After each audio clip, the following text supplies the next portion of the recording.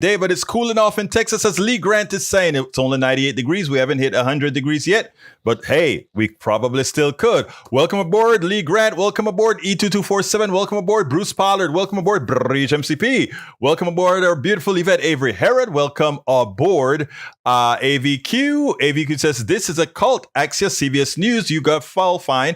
Trump voters trust him more than their families, religious leaders. Among those who plan to vote for Trump, 71% feel that he tells them the truth, and only 40-something% says religious leaders do. But look, folks, we got a long interview, so I'm going to go ahead and get that started. We'll continue talking to you in the chat as we watch this great interview by Patrick Lovell. Here we go. Get busy. Here we go. Welcome to another edition of Politics and Right. My name is Egberto Willies, your host. Today, we are honored to have once again Patrick Lovell. Patrick Lovell is a producer, director, and much more. I like to call him the protagonist of The Con, which really explained more than the mortgage crisis, but much of the crisis in our financial system. Today, he's here on an extended talk about not only the Trump indictment, but what that means to our entire financial system, and some of the issues with the actual charges against him. So, first of all, welcome aboard, Patrick. How are you doing today? Wonderful. It's great to see you as always, Egberto. Now, Patrick, while everybody's hyperventilating about these charges against Donald Trump, I think much of what you are saying, and in some of the work that I've seen you do on the internet, is that, yes, these are charges, but whatever happened to how they actually integrate or play a part in the bigger financial picture of the country? Why don't you elaborate on that? Absolutely. But I think what I'd like to ask you, if you don't mind me, it's not a methodology of tennis, but I am very curious to get some orientation in terms of, you're the hardest working producer that I've seen in independent media. And so you're seeing so much that you're reflecting and you're refracting from your audience and people that you interview. And obviously Donald Trump's a big part of that. Can you give me an idea, Egberto, even though I watch much of your stuff, but if you were to prioritize, for example, what the position of all of these sum total investigations and indictments of Donald Trump say to you within the context of what's important for you and your viewers, how would you set that table? The interesting thing about it is, when I look at the Donald Trump issue, as far as how it affects me as a person, now that he's not president, now that he's not in power, it means very little to me on a personal level. However, as I pointed out before, with what I hope you're going to talk about as well, is that there are so many other things that are happening economically, financially in this country, that our hyperventilation on Donald Trump would have us disregard a lot of what's occurring that actually means more to our financial well-being, to the country's financial well-being altogether. So that is where I put it. I don't know if that's what you're asking, but in effect, I am saying that it is great. We want to see Donald Trump put away for being the crook that he is. Donald Trump put away for being the evil that he represents. But he is just one person, and the evil that we talk about, the financial evil itself, is systemic. And unless we capture that, feeling good about throwing Donald Trump in jail solves very little of our problem. Wow, that was very powerful, Egberto, and I really appreciate you, basically teeing off with that, because the position that our media continues to perpetuate is this notion that we have sort of a code 5, alert, a sort of desperate scenario that our democracy is at stake, that we are in a predicament to where everything that this country supposedly stands for. And when we say democracy, I would think that most of us would consider that the rule of law and the accountability, or I should say, the ability of the rule of law to hold power to account, was exactly what our founders had designed this country to accomplish. Of course, the architecture of separation of powers, and what the administrative branch does vis-a-vis and versus, or however specific situations work out with the judiciary, and also obviously through Congress. Is this sort of modus operandi of balance for the American people? Presumably, the country itself is guided to be of, by, and for the people. Of course, famously, Abraham Lincoln said in the Gettysburg Address, "A nation of, by, and for the people shall not perish from this earth." And that was given, of course, during the Civil War. What was the issues of the Civil War? Well, the Confederacy and a conflict of power, and the resolution that there were two different sorts of ideologies, one based on ownership of human beings, and the other presumably of the ideals of the founding, that all men are created equal. Okay. Loosely, that's kind of how I think most of us set the table in our mind as we approach this sort of, shall we say, 24/7 onslaught of information as it relates to all things Trump and him running for the presidency, and whether or not this is indeed the end of democracy if somehow Donald Trump beats the rap. From where I'm coming, Egberto, we don't have a democracy. We haven't had a democracy for a long time. There's been a lot of very important studies and revelations. I mean, I think I go back to the economist Thomas Piketty a number of years back, when he revealed that basically, the parameters and the sort of tax policies and the nature of being able to pass inheritance and land ownership and all of those sorts of things have impacted our political manifestations, so that we don't have a democracy of, by, the, for the people. And let me ask you to hold right there for one particular second, because I am glad that you're taking it to, we don't have a democracy, but you're framing it that because of the way capital moves around, it inherently prevents the execution of true democracy for everybody. But I just want to make people aware that it's not only the financial doings that affect that we don't have a true democracy. I want folks to remember that from the inception of this country, when we talk about 2 senators per state, irrespective of the number of people in that state, that is not democratic. When we talk about a Supreme Court that has the ability to overrule laws created by the legislature and signed by the president, and 9 people currently have the ability to overturn that, and without a 2/3 majority of the Senate, that they in effect put that law out of existence. That's not a democracy. When we have gerrymandering in different states that allow a state like Ohio to send a supermajority or close to of representatives to represent Ohio in the Congress, even though Ohio, when it comes to the amount of people in the state, or rather the people in the state, it's a close to a 50-50 state, given how they have 2 senators, 1 from each party. That proves we're not a democracy. And what Patrick is talking about now is even bigger, because that one is not easily seen. All those things that I just mentioned within the political structure, anybody can understand it. What Patrick is talking about with the economy and the undemocracy within the economy, that you have to do another level of thinking. Continue, my friend.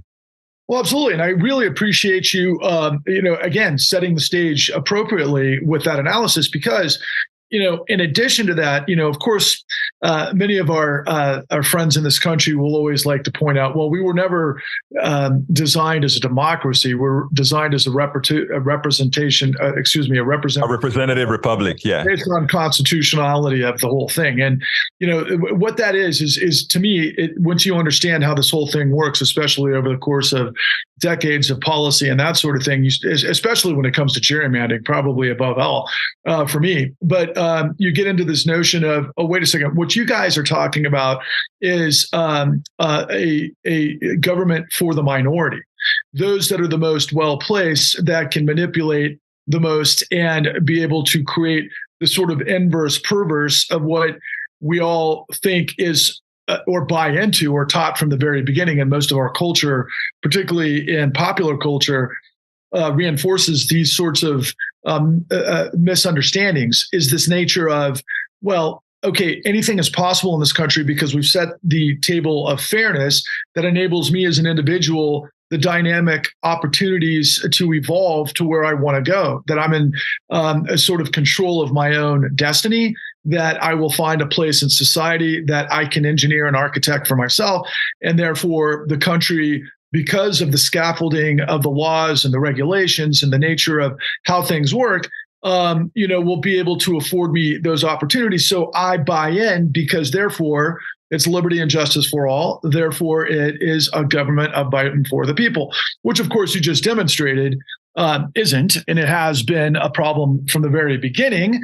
But we have also had, if we're doing a historical analysis, everything from the initial revolutionaries, where there were a large percentage of abolitionists who did not want to see slavery in the United States from the very beginning, but they compromised. And then we moved on forward. And of course, we had everything from the Civil War to the 13th Amendment and the 14th Amendment. And then, of course, the progressive movements of everything that catalyzed from, women's suffrage to civil rights to environmental movements. All of those things and the labor movements happened prior to Teddy Roosevelt, which then manifested all the way through economic upheaval and turmoil and war and everything else to eventually the FDR administration and the Clean New Deal. So none of us, I think, should ever have an expectation that anybody throughout history has ever got it perfect. And we all know that human beings are flawed.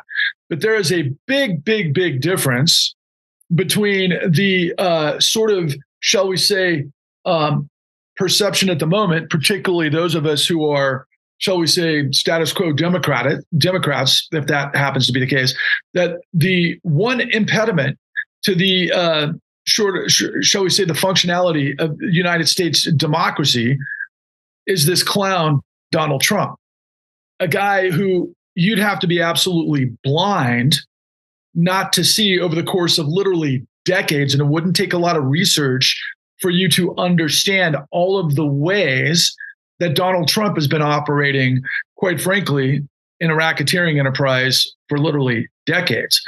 So it was very interesting to me, for example, that mainstream media literally almost had a volcanic explosion when this past week we saw 13 indictments in Georgia, care of Fani Willis, the DA, who brought, among other things, a sort of grand gesture of what we call RICO, the racketeering statutes, that now media can say, without hedging themselves, they can say declaratively, well, we thought that it was possible that Donald Trump was a criminal enterprise.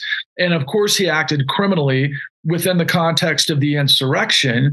So therefore, now we have a sort of foundational understanding that we can further this notion that the biggest impediment, the biggest challenge, the biggest thing that we have to overcome is Donald Trump and, of course, his following that we all commonly refer to as MAGA. Now, they're significant and they're getting more, shall we say, audacious, and aggressive. But it's almost audacious. The whole thing is audacity. And I learned this from, white collar criminology and all of the work that we put into, what brought us together, our platform called The Con, which incidentally, and for your viewers, I'd recommend you check out our website because it's now for free. And you can find this information at www.thecon.tv. But it puts me in a very interesting position, Egberto, because when we decided to try to answer some incredible head-scratching questions following the 2008 great financial crisis, to me as a filmmaker, to me as a producer, to me as someone who had actually lived through that scenario, nothing in media to me actually made sense. Because we were in this process where the government was transitioning from the Bush administration after the second administration and everything that came through the the sort of the time period of 9/11 through, of course, everything that created the 2008 great financial crisis. But ultimately, the front runners at that time were Senator John McCain, of course, and of course his running candidate Sarah Palin and everything that emulated at the time. But also, of course, President Barack Obama, one of the most gifted and brilliant orators, and a guy that just seemed to be, to people like myself, I think, the right guy at the right time to save the country, who was writing a populist sort of mandate based on the premise, which I fully didn't understand at the time, but I always thought was a little bit of a platitude, if you will. But, this is what politicians do. But do you remember the whole campaign slogan was change we can believe in? Change we can believe in. Yes, we can, as well as you are the change that you were waiting for. Absolutely. Platitudes that could have meaning. Yes. Right. And they were all very uplifting and beautiful. And here is this wonderful guy, educated to the level. It seemed to be the best of the spirit of Americana, as far as I'm concerned. Like, for me, what I celebrate above all else, and what, if I were to put my cap on and I were to design it, and I would make it in America, by the way, not in China, I would say, what makes America great is the dynamism of the opportunity predicated on the structural format of law that enables people to, thrive in a system and get as far as they're capable of. But at the same time, I believe that you always have to have an opportunity of a safety net, because life can be tumultuous. And I understand capital flows, and I understand economic turmoil, been around for quite a while. But 2008 was something special. It was something different. It was something more calamitous. But yet, once again, the American people found a way to devise a scenario to where the angels of our better nature seem to be pressing forward to solve the problems of that particular time period. Well, as it turns out, that didn't happen. That didn't even. I tell you what, when we talk about that didn't happen, let's point out one thing. And we should have seen from the time that Obama got elected that it wasn't going to happen, when one of the first things that got done was the quasi disbandment of OFA, which had turned into a powerful organization that could really meet the people. In other words, OFA, or Organizing for Obama, was a powerful grassroots organization that could really reach the people. As soon as that occurred, it's one thing that we should have known. We were about to head slowly back into a status quo. But continue, please. Well, but to your point about status quo, and this was, for me, something that I didn't understand until many, many years later. But as it turned out, Barack Obama put into his cabinet pretty much all of the same people, yes, the titans of this fusion that the Clintons had created between our financial structure and the Democratic Party at that time, and of course, which many of us regard as the sort of the primer, the central, the DNC, that sort of thing. But it was the revolving door of the meritocracy, the professionals, if you will. And but what he put at the highest levels of his administration, his cabinet, were the same people that created the crash. So right. Change we could believe in turned into, guys, don't listen to what I'm telling you. Don't look behind the curtain. I'm going to tell you what you want to hear, but I'm going to serve the financial system. And I'm sorry if that's a little bit disconcerting and disappointing and a little bit even almost, sort of offensive to some people. I'm sorry. No, it's not offensive at all. I think it is something that we need to hear. And the reason I cut in certain areas is I want to place some of what you're saying into a perspective that folks can actually touch.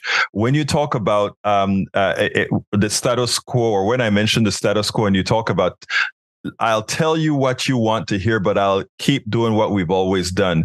In as much as we got healthcare, the Affordable Care Act, which saved a lot of folks, no doubt about it. But the reality, it only saved a lot of folks by enriching the same folks that you're talking about, the financiers, the titans of finance that control this country. So in as much as good was done for the average American citizen, it was done at a cost. And that cost was still the American people paying a lot more for not that much more to provide a new cash flow or a new panacea for the wealthy, for the titans of finance. Continue, my friend.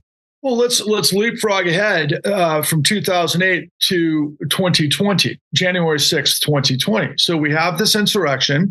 We're seeing foment from the right, and anybody paying attention, both online, but particularly through Fox, was this incredible PR press that there were questions regarding the election, the integrity of the election. And that was used to justify what became somewhat of a popular uprising, which to those of us paying attention at the time, were surprised to see thousands of people from all over the country descend upon Washington and then landed Donald Trump's, Washington, D.C. hotel, for example. They were all online. But then, of course, I remember watching mainstream media at the time, particularly Rachel Maddow, and a lot of these folks were acting as if nobody really could see. I should probably do this in a chronological setting, but the first thing was that the supporters of Trump and protesters against potentially a stolen election started to congregate in Washington, D.C. from around the country. But those who were paying attention online could see a mile away that this was something that had been brewing, something being discussed often and galvanizing out in the open. And so when you contrast that with ultimately what I was seeing in mainstream, where a lot of people were somewhat surprised the day of the actual insurrection, is my point. So, for example, we saw thousands and thousands of protesters. We saw Trump give the speech. Then we saw the protesters, attack the Capitol and everything that came afterwards. And we all saw it with our real eyes. And we saw, it was extraordinary to see, because I was like, first of all, after everything that the country had gone through, the first questions that I was asking, Egberto, was, given the levels of corruption that we knew existed, that the only people that were actually protesting our government were people that appeared to be far-right lunatic fringe. For me, I'm like, wait a second. The American people, to redress their grievances, would be manifested in what appears to be a kind of a confederacy, if you will. And then the whole thing seemed to be this dalliance of this sort of, I don't know, however you want to describe or interpret, how we all have seen and known Donald Trump over the course of the last several decades. But what I'm trying to get to is really what I've got to make this case to your audience and the American people writ large. So fast forward to 2023. So we've seen now 91 indictments of Donald Trump, right? Everything ranging from, the hush money payments with Alvin Bragg and the district attorney of New York. And then, but more importantly, to what I'm about to reveal to you, everything that has manifested has created this framing, if you will. From the January 6th investigation in Congress last summer to now, through Jack Smith's investigation and so forth, is that Donald Trump defrauded the United States. And then we're showing how all of the different ways that Donald Trump defrauded the United States. Now, he defrauded the United States, according to the government, of course, with a racketeering conspiracy. Well, that's interesting, is it not? So forever, mainstream media, and I've seen this, to my wit's end, that for the most part, conspiracies have been downplayed because there's a lot of nutty conspiracies out there. And then if something especially gets framed by the professional class as a conspiracy theory, then of course it just automatically discounts whomever is purveying that sort of conspiracy theory. Now, we all understand, thanks to Fani Willis, that it's okay to declaratively, in mainstream media specifically, talk about conspiracies. Because, of course, it takes a conspiracy to put together an event like stealing an election and creating a coup d'etat, which is exactly what the right did. And so from the position of, I should say supporters of Trump and what we affectionately call MAGA, was the scenario where now between Jack Smith and Fani Willis and, of course, Alvin Bragg, and then soon to become, and this is going to be the most important and crucial information of all, particularly as it relates to our work, is going to be all of the charges that are going to come to Donald Trump's business practices over the course of decades that will come through the New York AG's office, most of which are involved with what we call control fraud. Now, I'll come back to that momentarily. But consider for a second, again, what the case is, right? And the way the government is framing this with all of these incredible resources for Donald Trump, which in context of what I'm about to reveal to you is, of course, one person, but his conspiracy is quite large, as we all know. But the long and the short of it is, the way he defrauded the United States incorporates a number of initiatives. First and foremost, in what we saw this past week out of Michigan, for example, are felony charges against 16 defendants based on what we call the fake elector scam. So these people, with presumably, and what we're seeing come cross-reference from what Rudolph Giuliani and a couple of other of Trump's attorneys were involved with, executing and being synergistic and designing, if you will, through this conspiracy, a fake elector scam where people just basically created phony signatures on elector certifications meant for the, obviously the Electoral College, going back to our original idea of what the founders do and don't do in context of democracy versus minority rule, right? But that's another topic. But we know clearly that it's against the law and it's a felony and can be prosecuted with charges of over 20 years for lying on documentation fraud for something as significant, of course, as a presidential election. So that's one. Now, two, interestingly enough, out of the Jack Smith's investigation, about a month ago, he was very adamant, and this was huge news at the outset of this, but it's always in the back of what's going on with the special investigation by Jack Smith. As it turns out, and to a surprise to no one, but at the same time, it's great, again, to hear this from the DOJ, that Donald Trump's lawyers have been lying on his behalf. And Jack Smith has got him caught in a bunch of different lies as it relates to, the top clearance information that was found at Mar-a-Lago and maybe some more apparently up in Bedminster, New Jersey, at his other golf club, top secret clearance information. A lot of people are speculating maybe Donald Trump had potentially, provided top secret nuclear information, nuclear plans, in a potential war with Iran to Saudi Arabia and everything that constitutes, which interestingly, obviously Jared Kushner and Steve Mnuchin have realized over $6 billion from Saudi Arabia recently. But let's just put that on the side. But again, lawyers are being basically indicted by the Department of Justice for lying. Now, further to that, what we've seen recently, and I've been paying very, very, very close attention to this, is one of my favorite analysts on MSNBC is the University of Harvard professor Lawrence Tribe, who, among others, one of his students, of course, is our Attorney General Merrick Garland, right? And this guy, when I hear him speak, he speaks with such clarity and dexterity in terms of what the law does and what it doesn't do. I feel like I learned so much when I see him appear a lot of times with Lawrence O'Donnell. And what he did recently was he made the case that Judge Eileen Cannon down in West Palm Beach might be conflicted. Now, we all know that Donald Trump has assigned a bunch of judges. This not just in Judge Eileen Cannon's case, but also to appellate courts throughout the United States during his administration. And I think a lot of us are much more now aware of corruption in the Supreme Court via all of the information we've seen recently on Clarence Thomas, of course, which is incredibly disconcerting. But of course, Judge Alito as well, accepting billionaire gifts and being on specific cases that have impact for their businesses and so forth. Direct corruption and pollution of the Supreme Court and all of that entails. But going back to Judge Eileen Cannon, what's very important to understand is that Lawrence Tribe on national television has impugned the integrity of the court of Judge Eileen Cannon. So put those three things aside for just a moment and understand that I'd say that, in fact, I don't want to speak for your audience. You tell me, Egberto, would you say that a majority of your audience that you interact with would be supportive of seeing Donald Trump convicted for these crimes and the others that appear to be, working their way through the system?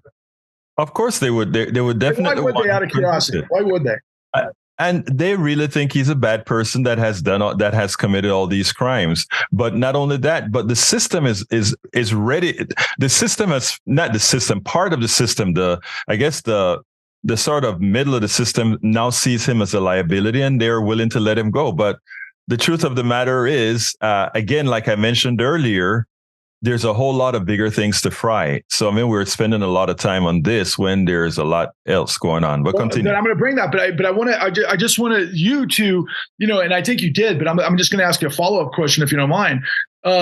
Just in conversation that I have and things that I've seen, particularly in reaction to all of this information coming through the New York Times and the Washington Post and all things 24/7 of Donald Trump coverage, as well as those that respond in social media, particularly celebrities. It's like they've bought into this notion that our democracy lives or dies with the conviction of Donald Trump, who we can see has been.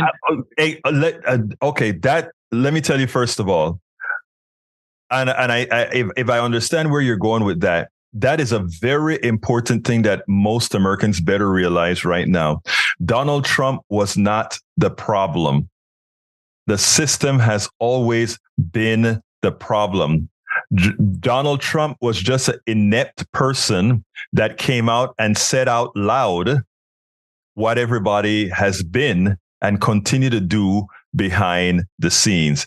I want that, and I speak about that on the show quite often. People sit down and think we're going to put all of the existential, that getting rid of Donald Trump is existential to maintain our democracy. No, Donald Trump has laid the foundation, voiced the foundation that makes minority rule, and not only minority rule, but he has allowed the bad things to seem plausible.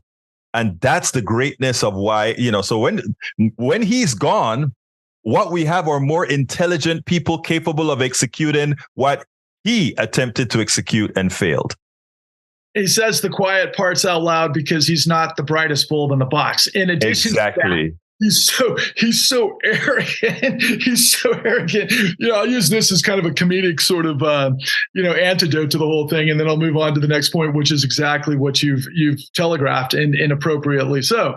But I mean, in the case of the hush money payments to a porn star, based on the statutes of dark money and Citizens United, all he had to do was hide that in LLCs to other players. Exactly.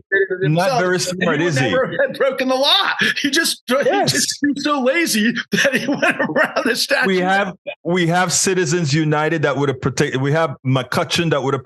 There are so many Supreme Court laws. All right. I mean, results that would have aided him, that he would have gotten away with just what the Koch brothers or any other wealthy person gets away with. Exactly. Or potentially what we're talking about in the Supreme Court, right? But anyway, the perfect point. But I need to make this broader point because and you're so exactly right, Egberto. And I know you deal with this every single day because it's just like, again, it's just all this stuff reminds me of children's parables that we told our kids when they were first born. I mean, whether it was, the emperor's new clothes or whether it was Humpty Dumpty. I mean, this whole fractured business of the country right now, will we be able to put the country back together depending on what happens with Donald Trump is a significant question.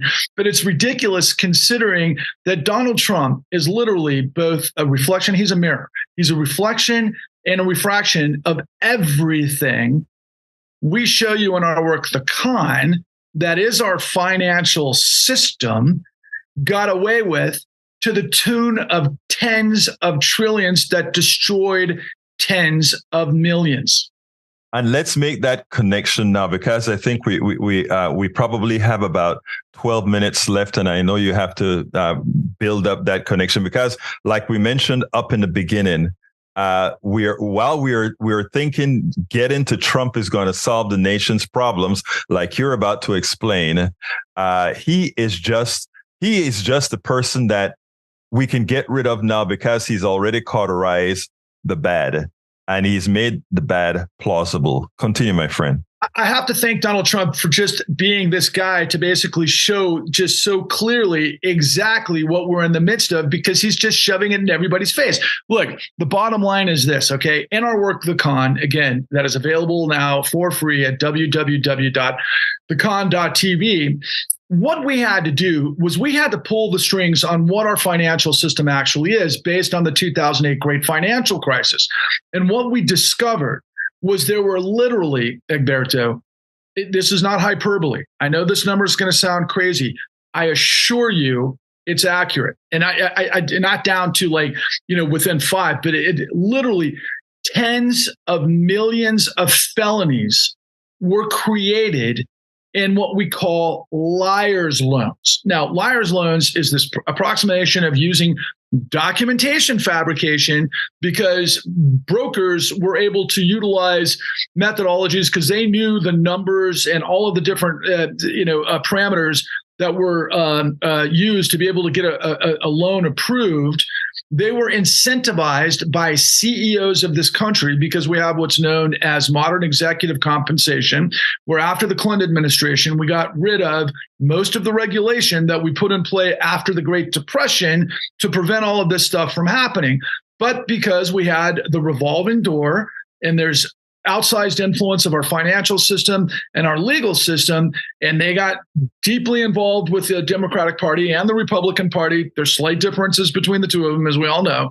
But the bottom line is that deregulation enabled this monstrosity of people, and there was no regulation. So basically, we call it the 3Ds. We call it deregulation, desupervision, but most importantly, decriminalization, because nobody's looking. So ultimately, we had tens of millions of documentation fraud, creating what we call liar's loans that were put into a system. And there's a conveyor belt. Now, anybody who's bought real estate understands that there's a process in play, and there's also laws in play, you would think, to maintain the credibility and the value, if you will, of real estate, but it can all be manipulated. Now, Donald Trump comes from this background and has been doing this his whole career. I'll give you a couple of examples of that downstream, but going with what the government is demonstrating what Donald Trump is guilty of now, Wall Street allowed these brokers to create tens of millions of illegal documentation based on just deceptive acts and practices. Again, going back to Donald Trump. He's defrauding the United States based on deception. Okay, that's a thing. By the way, we have remedy for that, and it's RICO, especially when you do it with a conspiracy. But moving forward, so as you move on the conveyor belt of liar's loans through appraisals that were influenced to lie to create hypervalued assets for the rich, ultimately, that lenders provide top dollar because they're shuffling this through the deck. And then the other stopgap was, of course, the nature of the credit rating agencies, one of which is Moody's, which is owned by Warren Buffett. They were lying on their due diligence of underwriting, just like all of the underwriters in the system were lying to approve, and provide AAA rated reviews of huge trusts and huge securities that were being unloaded on pensioners, countries, communities. I want you to hold your thought there, because I want to explain something to the audience.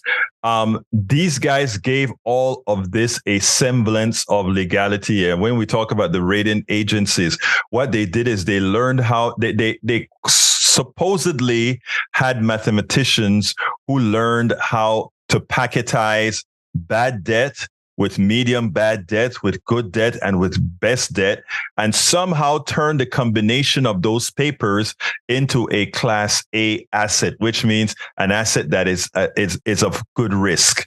So they gave it a plausibility of being a good investment made of, to put it bluntly, doo-doo. Continue, my friend. Right. And there's a reason they did that. And it's in our show, The Con, but it's because CEOs can create the facade of short-term growth that gives big returns to their investors, and also the board, most importantly, because they're the ones getting a lion's share of the upside, all based on deceptive acts and practices, which, oh, by the way, as we're seeing demonstrated in the government's case against Donald Trump, is illegal. but they did it in the tune of tens of millions. Now, to give you an example of how this whole thing worked, after you get past the rating agencies, it went into derivatives and what we have, all these different products. A great sort of primer on how this whole thing works. Many people saw The Big Short. That's like first base of what actually happened, and it's not anywhere close to what you see in our work. But ultimately, we had a $4.6 trillion housing market at about this time period of 2005, 6, 7 that became a $600 to $800 trillion a global derivatives mess, and ultimately all predicated on lies the whole time. It was inevitably going to blow up. It was all a facade, and it was all preventable because thousands of people tried to stop it. And all of that work and then some is in our work. But ultimately, bringing it back to Donald Trump, though, after the rug pulled, the floor fell out, the ceiling caved in, all of the rest of it. We had this mass global meltdown. Nobody had any idea what was going on.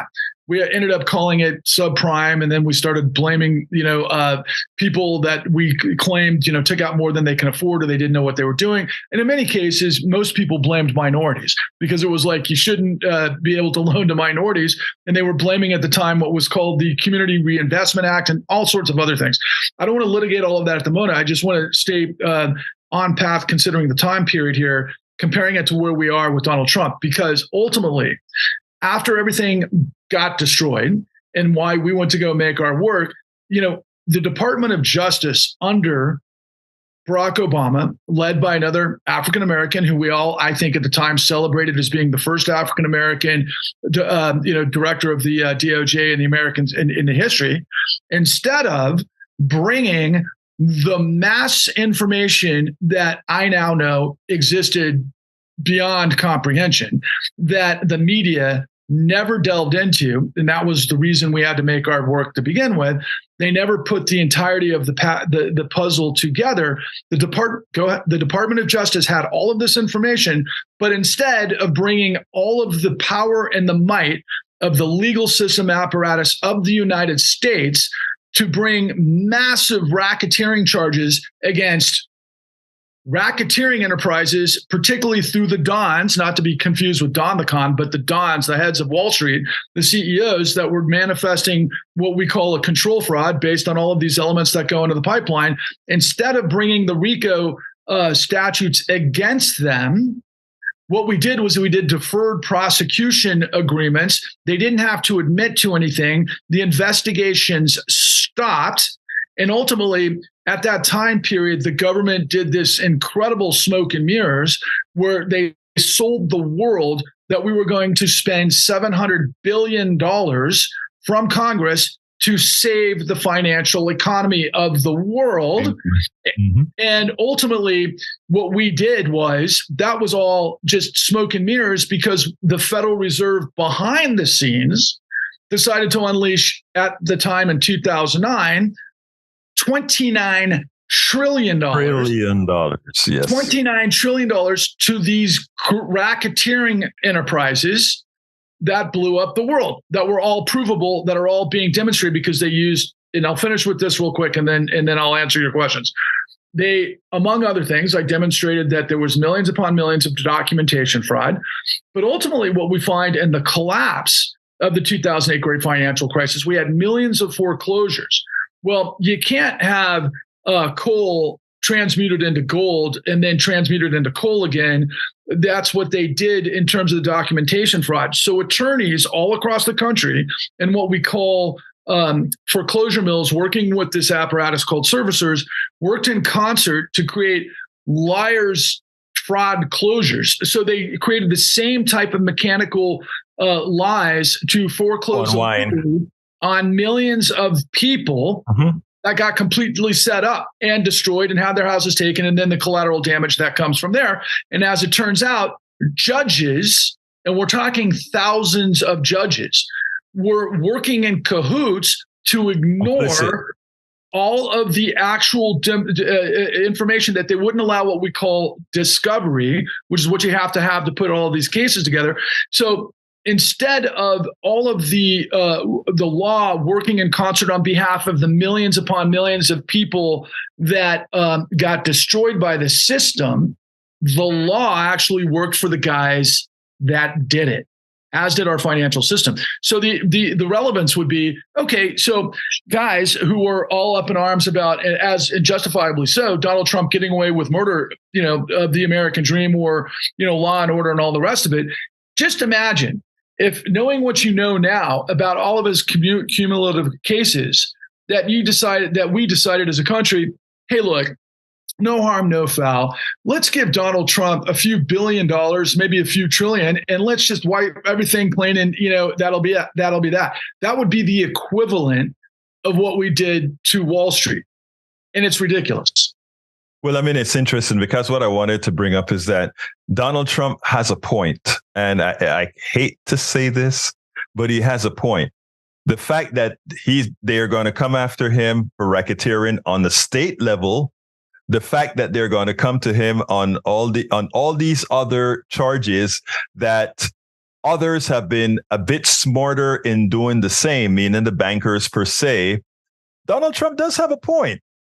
They're coming after him, but whatever happened to the others that they should have gone after? He probably has 2 points, Alberto. Yeah, he has 2 points. The fact of the matter is, and you're demonstrative in the appropriate way, considering mainstream media and also all the hate that we're seeing on social media and everything else. And that's another conversation for probably another day. But look, man, media is fake. That's why we had to make the con, because I knew, and there's so much more to it. But I knew that something smelled wrong in Denmark. The cheese smelled wrong in Denmark. And once we started asking questions and we started getting to the right place, and to let everybody know, I mean, I want you to think about this for a second, right? So Fox, admitted under subpoena through Rupert Murdoch that their entire platform is a lie, that their business model is a lie. That's why they ended up settling for $787 million in the Dominion lawsuit. Billion. Now they're lying, times 10. But just to put it into perspective, Fox, I think, had a $3.7 billion profit in 2022, right? I think they had $14.7 billion in operating. Yeah, it's just the cost of doing business, my friend. Cost of doing business, right? And so the lies are now the commodity of the liars that are hiding all of these things from you. And so we literally put all this together to find the $29 trillion truth. And I want your audience to think about that in context to Trump, in context of the problems we have and everything else. I'll finish with this real quick.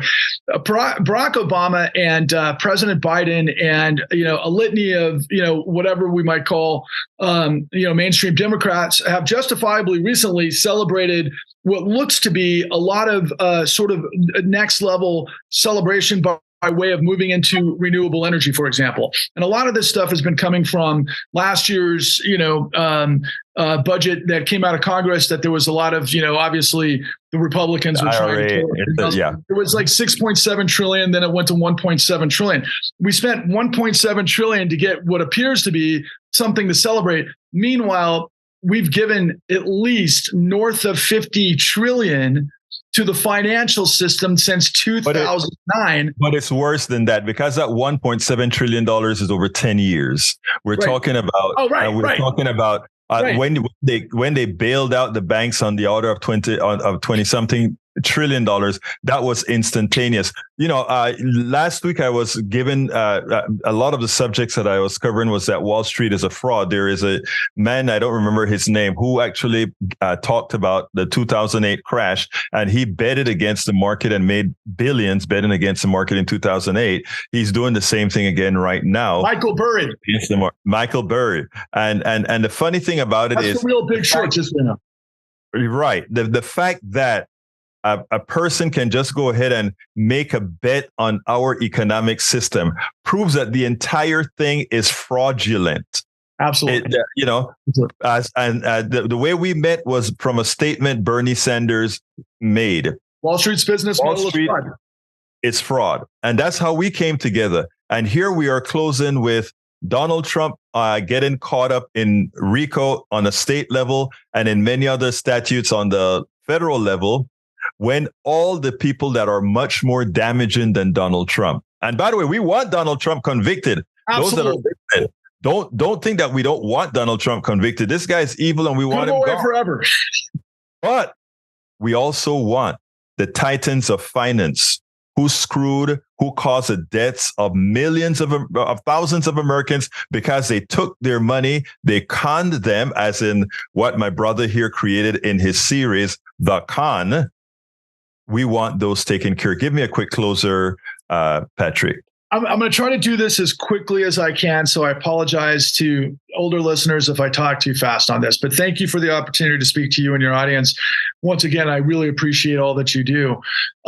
Look, first and foremost, my friends, that a nation of, by, and for the people has to have, as everybody in mainstream media is talking about, no one above the law, not a former president, but not companies and CEOs either, especially those that do massive widespread carnage that continue to completely loot the full faith and the credit of the United States to basically lie and deceive everybody else instead of creating this identity politics war that is going to have catastrophic consequences and already has had enough consequences. My formula is that corruption births and fuels fascism. And I'm trying to create a tidal wave populist crusade of those who care about liberty and justice to join and unite with the facts to be able to create a civil rights-like movement that purges corruption. Because if we don't, and we don't get our country of, by, and for the people back, we're doomed. Absolutely so. Patrick Lovell, director, producer, and protagonist in The Con. Thank you so kindly for having been on Politics Done Right. Thank you, as always. All the best to you and your listeners. All right, folks, I hope you like that. Let me go ahead and play one more video, real quick one. I only have time for this short one, not the one on Social Security on the caller, but this happened this morning. Check this out, and then we'll take it on the other side. Come on in, Brian. Come on in, my favorite brother. Come on. Yes, how you doing? I'm doing fine, Brian. Talk to me. What country has socialism worked in? I'll tell you what countries. I won't give you one country. I'll give you many countries. I'll give you all the Scandinavian countries. Sweden. I'll give you Norway. In fact, if you take a look at my website, Norway has preaches what I'm talking about in healthcare. And we had a particular interview that went viral that here in America, because they couldn't believe how good it was that nobody had to worry about losing their home. And when it came to childcare, that they could go to work effectively because they had affordable childcare. So you're asking me questions. The answer is Norway, Sweden, and many other countries. Now, the people like to use Venezuela and Cuba as an example. It's a red herring, but go on, my friend. Yeah. And what's the taxation rate in Norway? Very similar to what we have here. You see, we get taxed. I mean, it's about 50%. Let me explain, right? Our taxes run in a different fashion than it does in Norway. Everybody in America has to have car insurance. Everybody in America has to have health insurance. So while it's not called a tax in America, it is something you have to spend your money and buy, which is more expensive because on top of that, the profiteers take money from your insurance for paying the CEOs and all these folks hundreds of thousands and millions of dollars, while in Norway, as opposed to paying it to these particular insurance companies, you pay it to the government, who then pays your healthcare bill without having to pay the rich guy some money. Continue, my friend. Okay, health insurance is not mandatory in the United States. No, but you have to actually wait. Let's correct something. You're correct. It's not mandatory. But if you, brother Brian, if you get sick, Brian, and you go to the hospital, it's going to be paid for in the emergency room, and I am going to pay for it. Having had insurance, I will be paying your bill. So it's not, it's a false thing when we have people saying, oh, wait a minute, but you don't have to buy health insurance. No, but when you get sick, we all pay for it, which seems like a tax to me. So, sir, I've just given you the example to the answer you've asked. Okay, I'll answer real quick, and then I'm sure you have to go. Hitler was a socialist. No, he was not. But actually, that's another red herring, sir. Hitler was not a socialist. Oh, it's not. Check it out. It worked out real well for 6 million Jews, didn't it? Like I said, don't try to scare people with red herrings, but I just explained to you in detail how things work. But thank you, Brian. I'll wait for you tomorrow. We'll talk tomorrow. We spend a lot of time deconstructing the news, trying to parse it into a form that everybody can understand. We try to find those little nitpicks where it flies above the fray, etc. If you really like these videos that we do, I want to ask a big favor. Please go ahead. Number one, subscribe to our channel. And number two, please join if you can. Thank you so kindly for watching. Keep watching. Please remember to share. We must populate. Okay, let me tell that it's interesting because Eric comes back right away. He's scared. He's scared. He says, "Oh my God, no, no, no, no. The Nordic countries are not. Are the Scandinavian countries are not socialist." Yes, they are. You want me to tell you why? Every Republican would tell you they are, because every time we try to pass policies equivalent to what's done in Norway or Sweden, Republicans say that we're socialists. So I just accept the moniker. And now, Eric, you are actually telling your Republican brothers and sisters, no, Norway, Sweden, they're not socialist countries. So therefore, I don't want any Republican going forward telling me when I'm asking for Medicare for all, when I'm asking for support for children, when I'm asking for medical leave, when I'm asking for family leave, I don't want you guys to ever call me a socialist again, because I just told you Norway, Sweden, and all these Nordic countries are socialists. Because what they do is the part of the economy that belong in the socialist domain, that's where they are. And all the others, they belong in the free enterprise domain, and that's where they have it. But when we say it here, that's what we want in the United States, make up your mind, guys. Make up your mind. You call us in America when we want those policies socialists. So then you then say Sweden is not a socialist country. Make up your mind. That is an inconsistency of an ideology that makes absolutely no sense. Anyway, folks, we got to get out of here. My name is Egberto Willies. I forgot to ask you to sign up for my newsletter. Let me ask you so kindly, folks. The way we can keep supporting programs like this is through things like our newsletter and the different support links that we have. So the first thing I want to put on the screen is a way you can support us by going to politicsdoneright.com/support. politicsdoneright.com/support. Breed says, undocumented immigrants are ineligible for federal health coverage or access to federal health insurance marketplace under the Affordable Care Act. However, they are able to purchase private insurance or in some cases access insurance through their employers. It's amazing how these people that claim to be Christians and otherwise love people want them to die by not having support, right? I just find it amazing. An American can go anywhere in the world, England and all these other places, and get health care. And the English don't give health care to those Americans. They're not but we, the people that profess to be the Christians, we want to castigate them. I find it astounding. I just find it astounding. Anyway, folks, please support the program, politicsdoneright.com/support to support the program. I have the link there. But please also subscribe to our newsletter. Paid subscriptions are less than a coffee a month. politicsdoneright.com/newsletter. politicsdoneright.com/newsletter. Thank you so kindly for being a part of the show. My name is Egberto Willies. This is Politics Done Right, and you guys know how I end this, baby. I am what? Out! We spend a lot of time deconstructing the news, trying to parse it into a form that everybody can understand. We try to find those little nitpicks where it flies above the fray, etc. If you really like these videos that we do, I want to ask a big favor. Please go ahead. Number one, subscribe to our channel. And number two, please join if you can. Thank you so kindly for watching. Keep watching. Please remember to share. We must populate the entire internet with our progressive message, a message that we know is what most Americans say that they want. So help us, please.